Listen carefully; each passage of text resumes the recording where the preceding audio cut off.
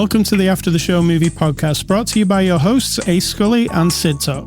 We're addicted to movies. Are you? Welcome one, welcome all, welcome Sid Talk. Hello. There's more than one? Yes. Sometimes. What was your before the after the show discussion? Talking about this movie. Also, I got some new guitar pedals today. You did? I haven't tried them yet. It's delivery during the movie, so that is before the after the show discussion for sure. It is. Pedals. You made a cup of tea. I went outside, checked the gardening stuff because it's been raining, which is good. Raining. It's moist and wet. Plants like it moist and wet. All right, let's get on with this show, Sid Talk. Right. It's Saturday, May the 30th. Oh, May's almost gone. It's over.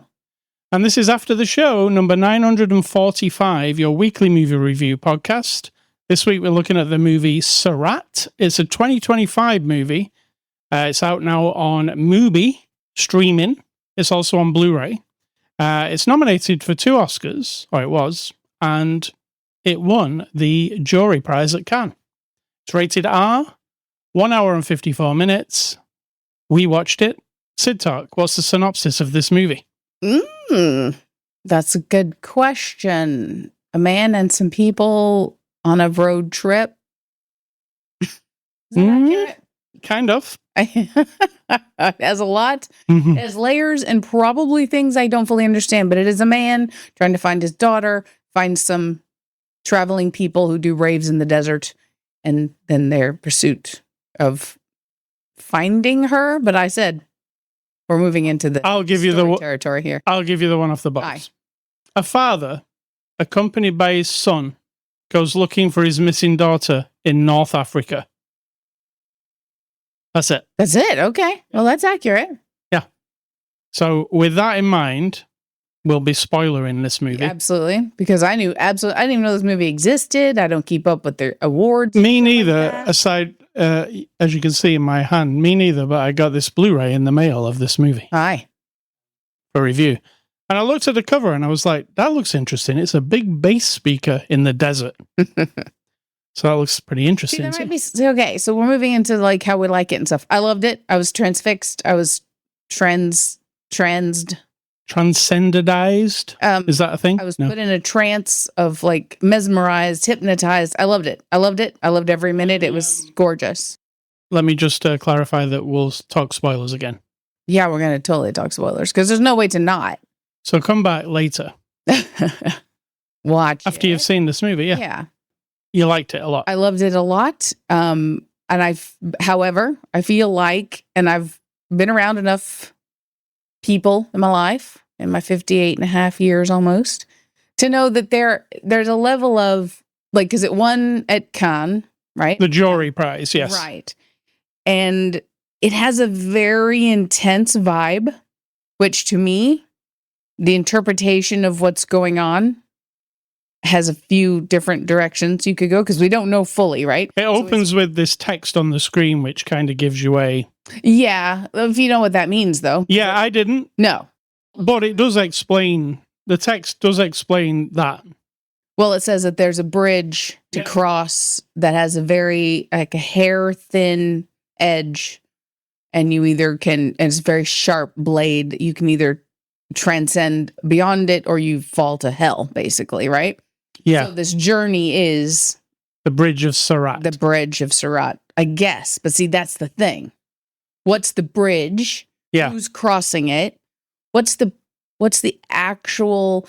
Now, maybe I'm not picking up. Like I was saying, I know people who have a sort of intellectual, academic edge to everything, and they'll understand every symbol, like anything that's symbolized anywhere, right? Like anything in a piece of art or a piece of music, they'll be like, well, don't you understand that the dove flying means this? And I'm like, no, I don't fucking know that. So there could be some of that going on because their journey can be, because we also find out during this, here's a big spoiler, there's something going on in the world.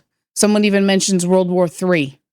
Yeah. There's bombing. In fact, cities are falling. The rave that's taking place at the beginning gets broken up by soldiers. Military come and say we have to evacuate the area. So But you see nothing. You see nothing else about it. You hear little blurbs on the radio. So we know something bad's happening in the world. And these people are doing raves in the desert that are basically just that. It's like people just dancing. It reminds me of, the people on the rooftops in not day after tomorrow, Independence Day. Right. When the aliens are coming and the people go up on the roof and they're having the party and then they all get zapped because they're just like, fuck it, party our time away, right? There's also that in almost every Armageddon type movie, including Armageddon, I think, where people say, well, if the world's going to end, I'm just going to party and dance it away, which is interesting. So I feel like that's what these people are doing. They're just traveling the desert, setting up shop. Just what they do. Yep, getting a bunch of people to dance. They're like travelers. We would say gypsy type-ish, but they're just traveling around. And in the meantime, this guy comes along and says he's looking for his daughter, hasn't been able to find her for a while. He's just a regular guy. Right. So we've got the regular guy with his son, who also appears to potentially be homeless because they're kind of living in his van, I feel like they've been on the mission for a long time or something. Yeah. And then these people in the desert with the music, does that symbolize something? Does the fact that they, It's like Burning Man, but less commercial. Let's say. Well, it's a rave in the desert. Yeah. That's it. But I get tangled up in like, am I supposed to understand the deep meaning of their names? Their names are their real names, but like any of the other stuff. So I just let all that go because it's in there. I'm sure it's in there. I don't know if it is. I think it is. Otherwise, it wouldn't be such a big deal. Because the raves in the desert is a real thing. Right. But this story is like about transcending the world. It definitely is. It's also about immigration. It's about people making safe passage from a place that's filled with war and turmoil to a place where they can find some peaceful life. I mean, that's what it all kept pointing to.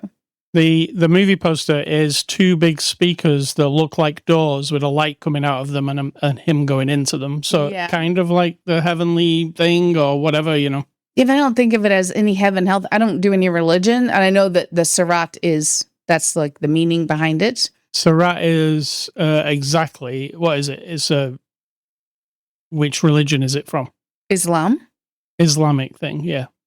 And it's just a passage that you have to, pass or fail. It's sort of like, the big test. Yeah. And if you are not a true believer in whatever it is you're following, then you fall at the last hurdle getting across. Similar to the Bible story getting into the pearly gates and all that stuff. There's also the one from Lord of the Rings where you have to have a pure heart to pass through those. I'm not so sure about that one. Well, they're all the same, really. And I imagine something like Valhalla probably has something like that. Oh, Valhalla, absolutely. It has trials. Those Norse, yes. Yeah. So it's all of that. That's what I'm saying. There's a lot of stuff wrapped up in this that I had to just not think about it because I loved being in this movie so much. I mean, I wasn't in it. I was into it. Uses rave music a lot, right? And it's really, the soundtrack and the sound of this movie is a thing in itself, right? Did you love the music? Yes, and it's actually by a Spanish rave artist who wrote all the music for this movie. Nice. It was techno stuff.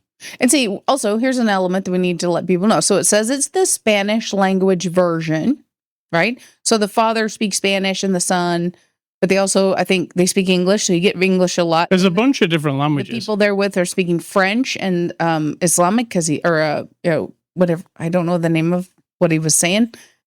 Arabic. And it's all mishmash, but you get subtitles. They're very well done. If you don't like subtitles, here's a spoiler for you. Just suck it up because there's not a lot of talking. No, not really. There really isn't. It's all about sparse. The emotion and the vibe of every scene. There's lots of paying attention to people's reactions and faces and driving on the road. And you know me, I'm a sucker for photography that it's real. Yeah, the photography is very good in this movie. There's one point where he's got the camera focused on the line in the middle of the road for like a minute. Yeah. And I was like, oh, I'm mesmerized. So I loved the way it looked. I loved the performances, the pace of it. the honesty kind of it, other than maybe hidden meanings that I gave up on. So the thing I mostly liked is how unpredictable it is. Absolutely. And once it became very unpredictable, which it does at a certain point, it got even more unpredictable. And I was like, okay, I see what this movie's doing. And then 2 minutes later, I'm like, holy shit, what are we doing now? Yeah. It's you can't really see what's coming. I won't say never. There's extremely rare, 0.5% of the time while I'm watching movies or TV that I will put my hand up to my forehead and wait and maybe have to like the tense feeling of like, am I going to see what's happening? Because I don't mind gore. I don't mind zombie shit. I don't ever do that hardly. But in this movie, once we got down the road of like, holy shit, something bad could happen. The incident. Second. Yeah, instantly. I was like, okay. And then it did a great job of making you go, is this it? Yeah, it's better than most horror movies, to build the tension. Suspense and tension in that last 15 minutes. Absolutely. I almost felt like my heart was palpitating. Absolutely. Because I'm like, what's going, like, wow. It's like a real thing, but it's also like a bit out there. Yeah, you have to, again, you got to jump in and say, like, are we talking about faith here? Are we talking about like the actual meaning of the some drugs situation had been done, so you were like, true. I was like, okay, we've took this LSD or whatever it is, so is all bets off now? Is this real? What's going on? Like, it's insane. I mean, the ending is pretty gnarly. Yeah I mean, it's pretty gnarly in the middle of the movie. So okay, we've beat around the bush with those things. Let's talk about the incident. Okay. I mean, incident is it's like dismissing it. So from the beginning, it's more than an incident. You get to know the father and the son. So they're looking for the guy's daughter. And Esteban is the little son who looks like he's about 12. And he's got his dog, Pippa. And we get to know him because he's very kind. And he's just with his dad looking for his sister. The people kind of fall in love with him, because he just seems like a really good kid. They have a little giggle, him and his dad, because they're snoring. You get to know him through half of the movie. Yes. And then do you want to break the news to them? This is the big spoiler. Well, during a perilous ride up some cliffs, that like the type of cliffs you see, where you're like, why would a road be on those cliffs? Mm-hmm. Well, Esteban doesn't make it. He goes over the edge. I know, and you're just like, no, that can't be right. Yeah, I thought, and no. Also, I understand the circumstance. He was in the vehicle. It went all the way down the mountain, and backwards almost over the pass of the mountain. So they're at the peak. They're like, we can't go down. And one guy says, I see him. So he's confirming for us sort of mentally that he's dead, right? Yeah. But there's no fucking way, as the parent, I would leave that scene. There is no, I understand. And they did say he was very in shock. It doesn't matter, though. I would not let anyone talk. I would be like, you don't want to go down the side of the mountain with me? That's fine. I will use my fucking fingernails and my toenails to crawl down that cliff. I am going to my child. So that happens. It's horrible. It is. And then you think, that's it, isn't it? That's the horrible thing in this movie. What's genius about it, though, is the way they do it is you see nothing. No. And you have to cope as a person having got to love Esteban, and then he's just gone, just like the daughter from the father's life, right? Yeah. She left, basically. She wasn't kidnapped or ran away. Apparently, the son says at one point she's a grown-up, but she left, and we can't find her. And so that father is already experiencing that. Like, my daughter was here, and then she wasn't. And I feel like in life, there's no dealing with that. I would have to go down that mountain and see my child, whatever the circumstance.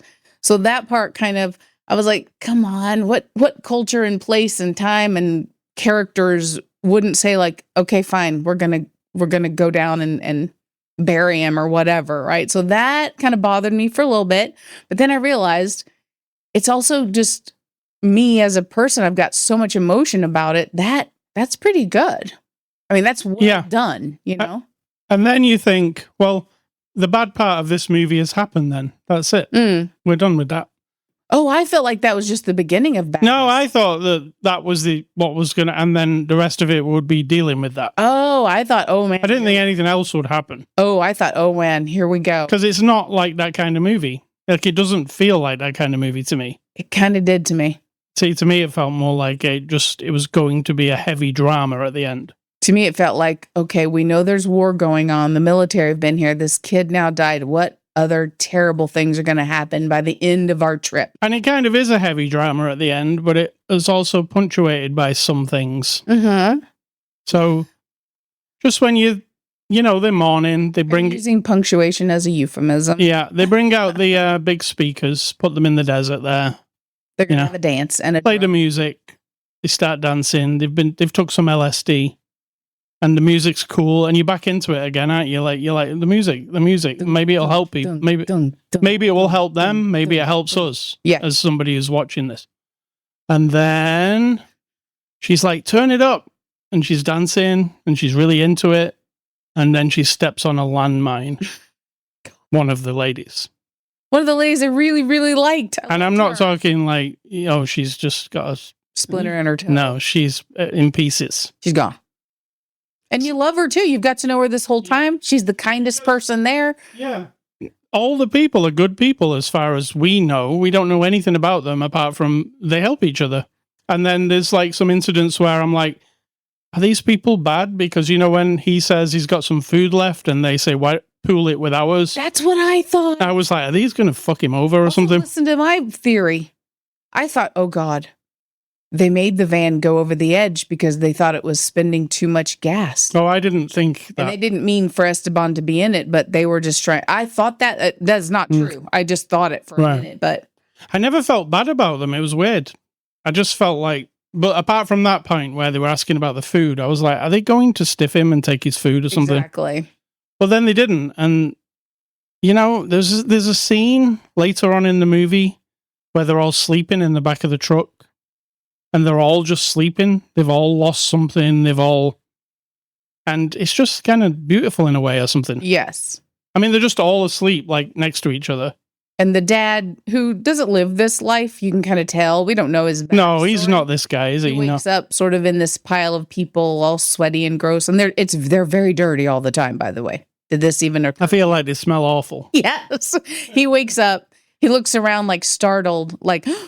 Where am I? He looks at all the people and then he just lays back down and goes to sleep. Like, okay. That part of them, that got me in some way. That part. Like more than anything. I was oh, that's, I don't know. I don't know if that was meant to be that. Yeah, I think that, see, this is where my brain about the symbolism and meaning of things. So this day and age, and it's not new, but it's more prominent in our cultures these days, is that people are choosing their found family. Yeah. Rather than their families. And we even address it. One guy says he prefers this found family. I think that split second when the dad, Louise, looks around and he's like, well, I don't have my children. I clearly don't have my wife. We don't know about the wife. This is my family. And then he just goes, like he's the dad. Yeah, he says, do you miss your old family? And he says, I just prefer this one. Yeah. Yeah. The other guy does. Yeah. And then the dad kind of comes to that same conclusion. Right. Which is, you're right. It's kind of a beautiful. So then when he wakes up on that bed with them all, just people he's only met 2 or 3 days ago, whatever it is. That's what I'm talking about. That moment is when he realizes. Yeah. This is something. I don't know. This is something. Yeah. I've lost everything, but this is something. This is my new family. Yeah, exactly. Yeah. So yeah, that was what I took away from it really. But when I say somebody got landmine. Somebody else also, just when you're like, okay, we're done. We're done. Another landmine goes off and takes another one of our major people. Yeah. And then you're like, okay, we're done. We've landmine people. And then we're going to send the truck. Like, how do we get out of this landmine area? Well, we'll send the truck. We'll jam the accelerator down and send it that way. And then we'll follow behind it after it's got... And then the truck blows up. And then the other truck blows up. So now they've got no home or nothing. They got nothing. Nothing. Is that part of the parable? I think so, yeah. Is that you're stripped of everything until you have to have faith. So part of what they do when they're trying to walk past the landmines is they say we're just going to do it with our eyes closed. And Louise says, I did it without thinking. So that is very symbolic, or the meaning of that. Maybe it's not symbolic, whatever the word is, for faith. Like I think so. Believe and take the leap. You have to blindly believe in it. Yeah. Yeah. Which I'm not a fan of, but in this circumstance, they got to the rock. I mean, it was a heavy day for everybody. A few days. Yes. And effectively done. Really well shot. And the music I won't forget. I don't think I'll ever forget this movie. That's what I said to you. I think you should get the soundtrack.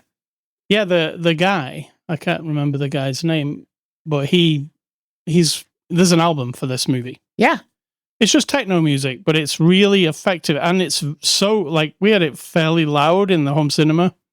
And I'm glad we did, because it's part of it to feel like you're in the rave. In fact, they're in the rave. I bet it's a 10-minute sequence and the music's playing. I love it. And then the soldiers come and then the rave gets turned off. And you said, oh, I really like that. Yes. Like, I don't want the music to go away. I felt like, we're going to have this beat the whole movie. Like my head was bobbing. And you kind of do. It interjects every now and then, doesn't it? And again, the music coming and going probably means something. Do you know what I mean? Like, it's probably specifically... The title card is like 40 minutes into the movie as well. Yeah.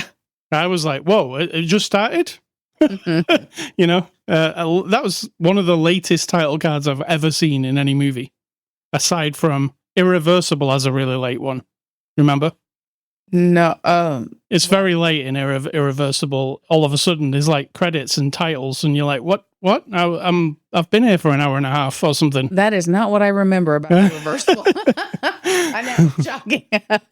Yeah, and then you're like, whoa, this movie's, all bets are off. This movie is crazy. If you don't know, Irreversible is a traumatic movie.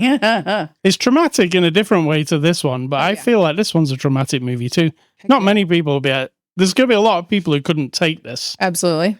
Because it commits the thing. It kills a child and a dog.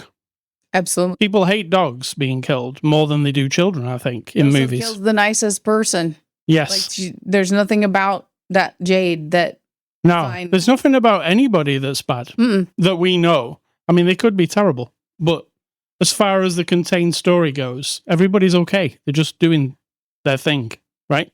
Exactly. They're not criminals. They're just trying to get across the desert to the next big rave. In fact, that's what they say at the beginning. They are the rave, I think. There's another rave over there, a bigger one. We're going that way. Yeah, they are the rave as well. They've got speakers. So let's get on to the cast. Sergi Lopez plays Luis. He's a very famous Spanish guy. But everybody else in the movie is not a very famous person. They're all... What did the actual trivia say they were? They were like people who travel. Marginals. Yeah. Off-grid marginals. Whatever that is. That means. So Sergi Lopez is a famous guy, but nobody else is. But I tell you what, everybody does a fantastic job. Absolutely fantastic. Like, it's natural. When they're dancing... I wanted to dance. And if anyone knows me... Yeah. They know I don't dance. I don't dance at all. I hate dancing. I think it's ineffective. I don't like it. I don't love it. I don't move my body that way. It's just not a thing.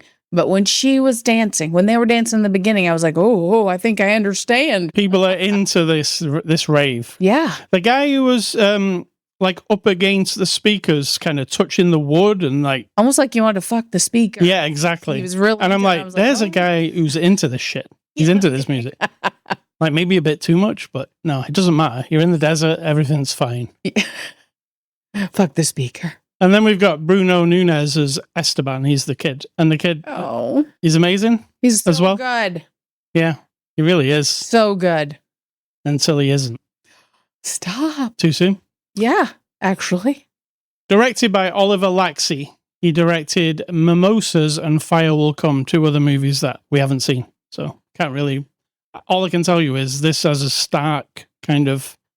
There's something about the way it's presented to you that is not like something else you've seen. You get what I'm saying? Yeah, absolutely. It's... I don't know. It's a combination of that music and Is it the fact that it's like subtitled movie? I don't know. And that music, does the subtitle part play into it, make it more mysterious, maybe? Not really, because the thing is, once you've figured out what's going on, the content of what they say is usually not really story driven. They talk about snoring, they talk about funny things. The guy talks about his mohawk, and like you're not doing a lot of story driven content or context, you know what I mean? There's not a lot of like exposition. There's basically none. The exposition comes from the radio. Things that happen, yeah. Yeah, we don't hear them really talk about it. And so that part, I don't know. I feel like it did separate you a bit. So you had to focus on everything else, but cinematography is great though. And obviously this sound, it's not just the music. It's the sound of this thing. There's a desert wind going around. Absolutely.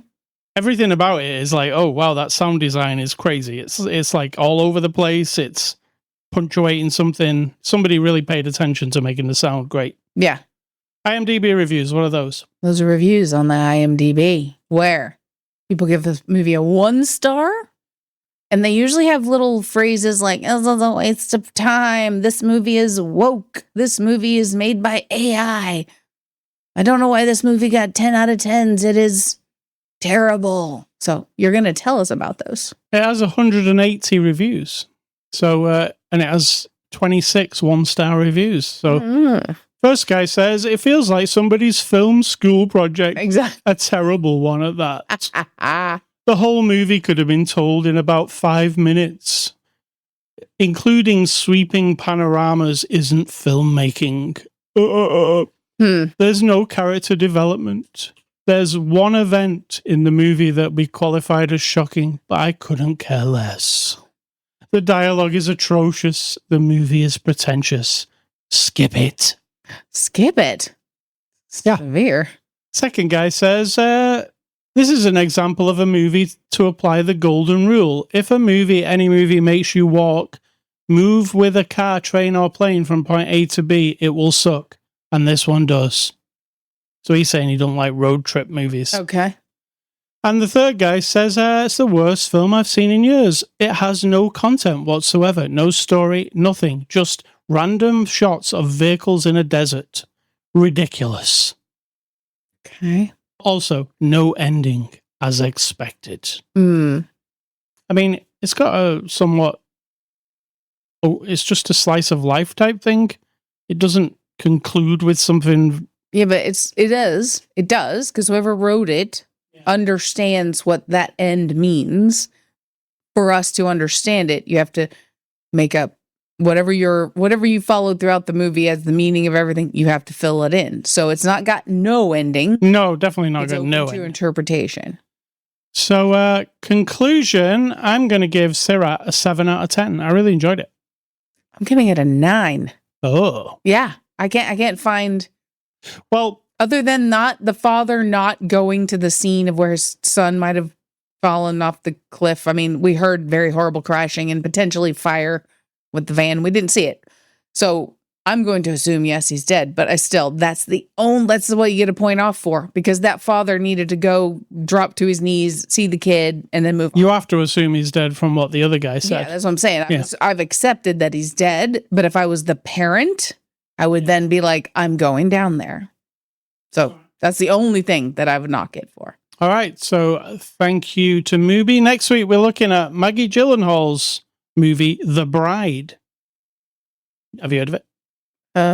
Yes. Yeah. Well, Maggie Gyllenhaal's directing, and it's a, Bride of Frankenstein. Right. All right. Movie recommendations. These are my two, and you'll understand them when I tell you. Mad Max and Babel. Absolutely. They're both...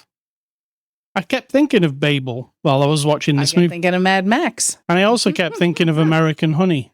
Yes, American Honey. It's got the vibe, like it's when people are not actors, but they just kind of improv in scenes. And that thing we had in our gut, like, are these people good or bad? Are they chancers? Are they opportunists? Yeah. And in American Honey, it's all about ripping people off and being opportunists and living off the idea that no one deserves to have more than me, so I'm just going to take what I want, kind of sit, But what's that movie, American Honey, what is exceptional about it for me is it just makes me feel like I spent 2 hours with some people.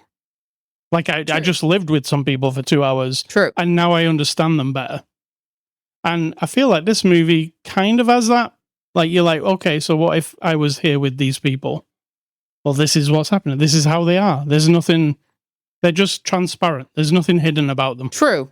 That's what they are. But you see, we fight that though. We don't come to terms with that. It's like, that can't be right. That's us, isn't it, though? Yes. Yeah. When Absolutely. some people are just doing their thing and there is no terrible motive or anything, So, Mad Max and Babel. Those are mine. And American Honey, because it's awesome. Yeah, and I'm going to say I'm going back to all the movies I've ever seen that have ever been made in the adventure category. I'm up to the letter E. And this is one that I would think you particularly liked. It's called Edge of Tomorrow. Yes, Live, Die, Repeat. Yes, but it's called Edge of Tomorrow on the IMDb. So it's a Tom Cruise, if I remember correctly. It is. There's going to be a sequel. It's sort of Groundhog Day, but science fiction-y. Uh-huh. Then I have Elf, which is a far cry from Edge of Tomorrow. It's brilliant. It is. And they have Ella Enchanted, which I also loved. Then we're going to skip over back down around to Escape from New York. Yeah. And Escape from LA. Now, Escape from New York, my stories with that would be as a kid. I don't know what year it came out, but I was young, potentially teenager-ish. 85, something like that. It would have been on HBO, late night cable. Once I got to college, if it was on, I would have watched it probably 50 times.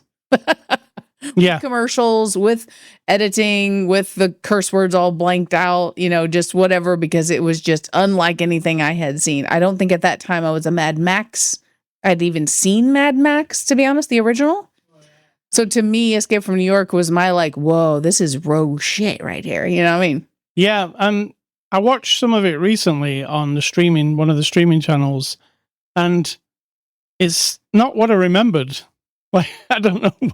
It's actually it's more hokey than I thought it was. Oh, it's definitely hokey. Yeah. Absolutely hokey. Yes. And the second one where he's on the surfboard, it's almost just like He's straight from up. LA. Yeah, it's straight up that like one comedy. I don't recommend it. I'm just saying that Yeah. I have seen it. Oh, I mean, I love Snake Plissken. Yeah, but They you wouldn't. got to accept that it's kind of shitty. Yeah, totally. I mean, now, yeah, but when I was a teenager, I was like, Yeah, this is the fucking best thing I've ever seen. And What the my hell? recommendations are not about quality. So it's not like I'm setting you up to, what's the new thing that people say? Well, I need to make sure that my time is well spent. I can't waste it on entertainment that doesn't, whatever. Who says that? Oh, I've heard like from 3 people I know who say, well, I have to really know everything I need to know about a movie before I'm willing to waste an hour and a half of my life. It's not a waste, though, if you enjoy watching it. Hey, you're preaching to the movie choir here. I guess they're like, oh, if I sat and watched that and it was terrible, I would feel bad for a day. Like, No. Well, like they've wasted of their how time. much time I wasted. They have, yes. What were you going to do with the time, though? Other They're than going that? to go cure diseases and solve the world problems. They're going to do all kinds of No, they're not, are they, though? They're going to go out shopping or something. Something else that's... watch a sport Yeah. instead. Oh, yeah. I'm not knocking it. I'm saying it's equal. Oh, yeah. Movies are our sport. My entertainment brain is so delicate that if it's disappointing in any way, I have to recover. Fuck off. Yeah. Homelander needs to visit those people. Oh my God. That's a whole other thing. Homelander is... He's the best. He's not the best. He's awful. He's the worst, but he's the best. I love the guy's portrayal of Homelander. I love it's like his face is going to explode when somebody's being a dick, in his opinion, right?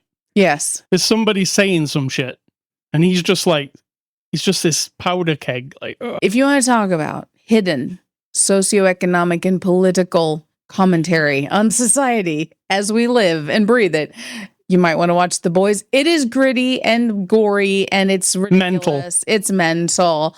You might argue that it's really shitty too, but the way that they've made Homelander be who he is It's sad. It's so sad that it isn't that far off of reality. We don't have superheroes in the world who can laser you to death, but we have egotistical fucking assholes who want to run the world. So there's that. That's my commentary. You definitely should check out The Boys. Well, but you have to have a strong stomach. Yeah, and also you can't be offended. There's a lot of offense going on, right? You can be offended. What I mean is it's if you are easily offended and you hate that, this is not the show for you. I think it depends on what offends you. Yeah. Well, something's going to offend you in this show. Yeah. Homelander's fucking attitude offends me. So that's why I like the possibility of taking him down. He's essentially the equivalent of a Superman. So that he's extremely difficult. If people don't know what we're talking about, he's extremely difficult to defeat. And now he's trying to run the country and the world. And he's also he's not like Superman. He's not a nice guy. Oh no, he's a complete asshole. He's the opposite of Superman. Absolutely. All right, A Scully stuff. I've been playing 007 First Light this week. A brand new James Bond movie / game. It's like watching a new movie. It's so good.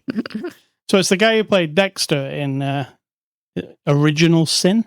You know, the young version of Dexter. He's the new James Bond in this game. I mean, I know, but not everyone will know what you're talking about. He's really good. And there's a load of famous people in it. There's Morgan from The Walking Dead is your handler. And Gemma Chan is in there. And Lenny Kravitz. I like how you don't know Morgan's name, but you know Gemma. He's called Lenny something. Yeah. Lenny James, maybe? Don't know. But all these people, you know, it's a big budget. You know, it's the first 007 game for quite some time, maybe 10 years. And it's along the same lines as a game like Uncharted. So it's a third-person adventure. You play Bond.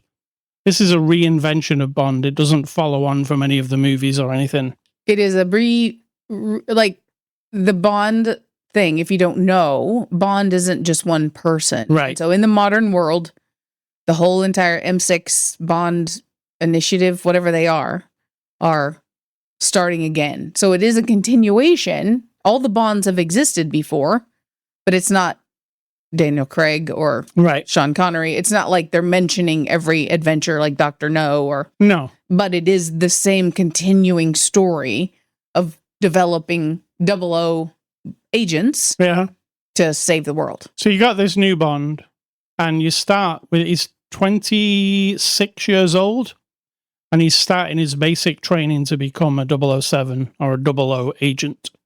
So you start with his actual training. You go through the training school. There's a whole, I'd say it was 2 or 3 hours of going through this training school. There's a whole adventure that takes place within the training school. And then you get sent out on missions. This is by the people who made Hitman the game. And Hitman the game has a lot to, they brought a lot of that to this game. So when you're doing your missions, it's not just you running around shooting everything as Bond. It's talking to people, getting information, eavesdropping, using your little gadgets to hack things and find out information, you know. So you're sneaking around a lot. Eventually, or sometimes it will break out into full-on action. You'll be driving your car. You'll be in a big chase with helicopters and all kinds of stuff. You'll also be the shooting sections where, you know, his license to kill. He doesn't always have his license to kill. He's not supposed to kill people. But then sometimes she'll say over the earpiece, these people are here to kill you. Your license to kill is now active. Oh, and then you can actually go to town with guns. Any other time in the game, you're not allowed to shoot somebody. So I found that interesting because that is in the movies he just shoots people, doesn't he? If he has to. Well, I've got a license to kill. Yeah. It's got a new James Bond song at the beginning by Lana Del Rey and David Arnold, who does a lot of the music for the Bond. It's a fantastic. It sounds just like a movie one. It's got a proper intro. I'm not done with it yet. It's 25 hours long. It's the longest Bond movie you've ever watched. So I highly recommend it. It's amazing to look at. There's scenes where I'm this is full on Bond. They don't use the music too much, which I like. You know the da da da da da da da. past video games have used that cue every time something happens, and it gets kind of shitty. Well, this game, it's used it twice so far, and it's like it pays off because you're like, oh, Bond's doing that real Bond thing here, and then that music swells in, and then it. So they understand Bond, I think, whereas some of the older games did not. So that's 007 First Light. It's from Amazon Studios, and you can get it on Steam. I think it's $69.99. Expensive, but it is James Bond. No kidding. What's for dinner? Tonight is to be decided, but I think maybe Subway or frozen pizza and corn. Either of those is fine. Maybe frozen pizza, and then I don't actually have to leave, even though I could get Subway delivered, but then you got to pay for it. It's complicated. It is. Yes. And what's your advice?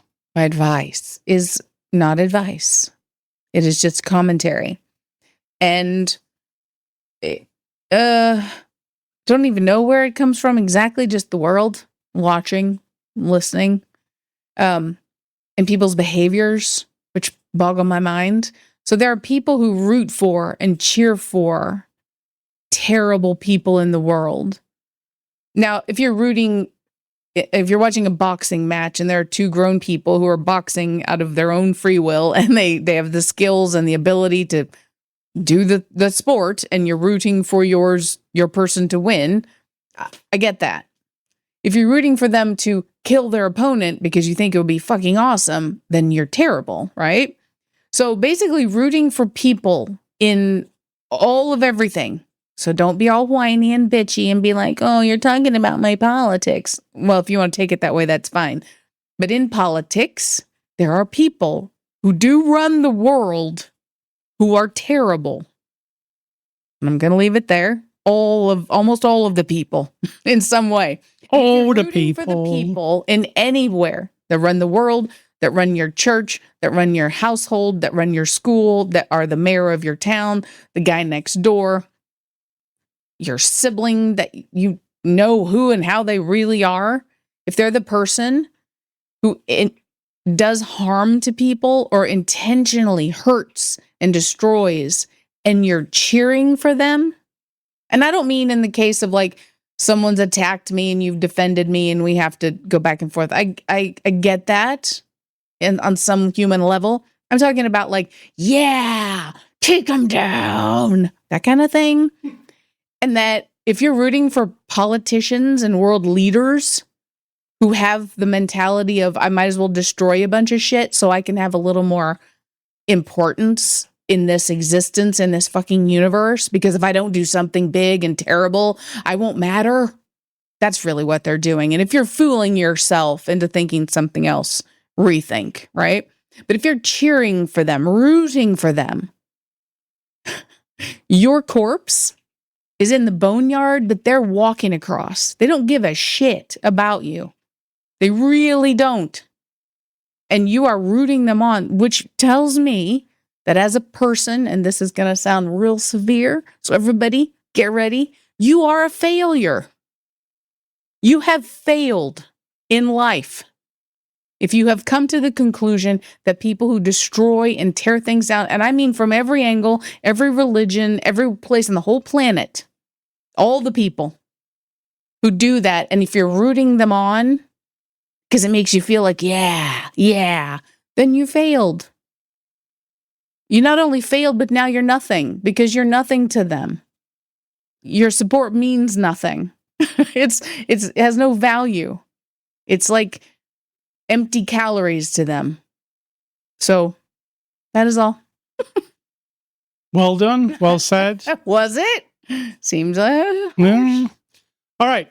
X. Let me play some music while I say this. It's probably better. All right. X, Instagram, Blue Sky, Threads, TikTok. Those are the social networks we're on. A Scully and Sid Talk. ascully.com, Spotify, iTunes, Amazon Music, YouTube, iHeartRadio. Anywhere that podcasts are available, you'll find a podcast. Just search for After the Show Movie Podcast. Email feedback to me, ascully@ascully.com. Don't email Sid Talk. She doesn't want your email. And stay classy. The ravers in the desert. And I'm going to say, think for yourselves, because if you're not doing it, someone is doing it for you.